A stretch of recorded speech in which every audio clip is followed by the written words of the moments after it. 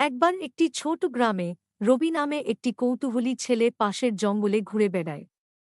একদিন তিনি শিকারীর ফাঁদে আটকে থাকা একটি শেয়ালের উপর হোঁচ খেয়েছিলেন। ভয় পাওয়ার পরিবর্তে রবি প্রাণীটির জন্য করুণা অনুভব করলেন। দয়া করে আমাকে সাহায্য করুন, শেয়াল আরজ করল। আপনি যদি আমাকে মুক্ত করেন, আমি আপনাকে পুরস্কৃত করব। রবি ইতস্তত করলেও সাহায্য করার সিদ্ধান্ত নেয়। তিনি সাবধানে ফাঁদটি খুললেন এবং শিয়াল দ্রুত পালিয়ে গেল।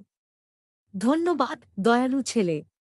আমি অনুগ্রহ ফিরিয়ে দেবার প্রতিশ্রুতি দিচ্ছি, এটি গাছের মধ্যে ঝাঁপিয়ে পড়ে বলেছিল। কয়েকদিন পরে বাড়িতে হাঁটার সময় রবি তাকে খেলাধুলার জন্য ধরার পরিকল্পনা করে একদল শিকারীর মুখোমুখি হয়। শেয়ালের কথা মনে পড়ে সাহায্যের জন্য ডাকলেন। হঠাৎ শিয়াল হাজির, প্রচণ্ডভাবে ঘেউ ঘেউ করে শিকারীদের ভয় দেখায়। রবি হাসল, বুঝতে পেরে যে দয়া অপ্রত্যাশিত পুরস্কার নিয়ে আসে।